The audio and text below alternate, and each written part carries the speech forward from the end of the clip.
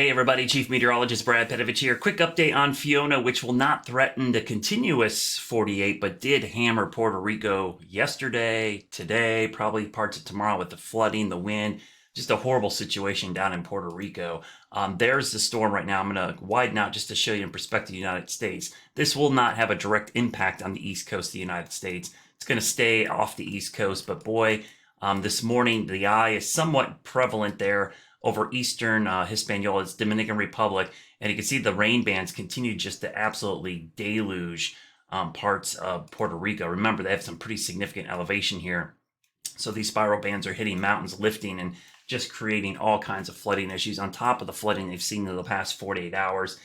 Some of the worst flooding they have seen on record. The whole island continues to have no power because of the mudslides, flooding, wind, damage that is caused. Now, for us, we're going to bake this week here in the Carolinas. High pressure is going to be in control, so really hot conditions over us as that ridge is going to park over the mid-south. That's going to keep this system well off the east coast. Let's take a couple look at the track real quickly. The latest track, let me throw it up real quick. I'll show you here the forecast cone. Keeps it well off the east coast, up towards Bermuda. Bermuda definitely under the threat, and then up towards the Canadian Maritimes, which you can see it's going to be a Cat 3.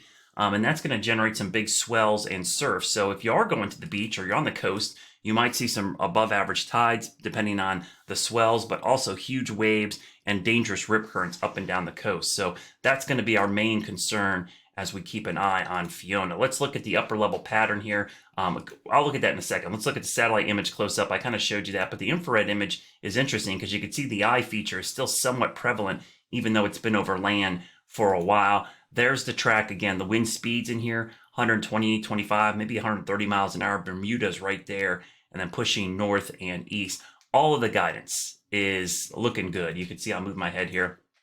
Every piece of guidance has almost the exact same consistency well off the east coast. So it's kind of rare that we have such good consistency, but the pattern is pretty straightforward, and I'm going to show you right here.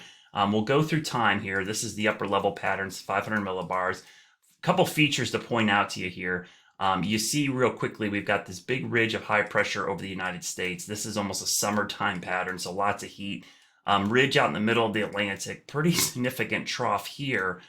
So this only has one avenue to go north, and that right now it's moving that direction north-northwest. But watch what happens over time. Another trough is going to dig down, and this is going to allow for this to get picked up. See the trough developing there? That one's developing, picking it up. Here comes another trough, reinforcing from Canada. So this is a pretty straightforward forecast. That's why you're seeing such good consistency in the models. This is the high pressure here. It's pumping the winds like this. And then this trough is digging in a weakness, and this is going to pick it up like a magnet, grab it and throw it up in this direction. So pretty straightforward forecast here.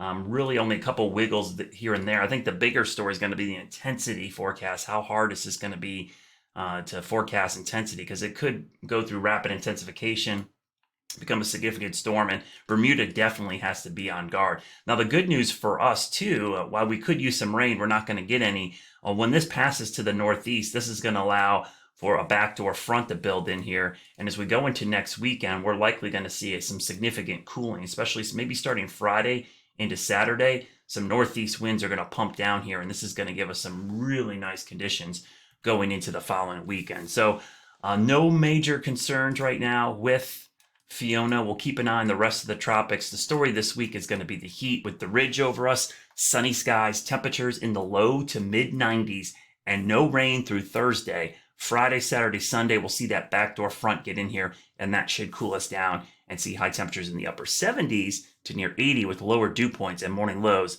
back in the 50s. Of course, if anything changes, I'll post updates throughout the week. Stay cool. Last real significant heat wave maybe until we get into autumn for good.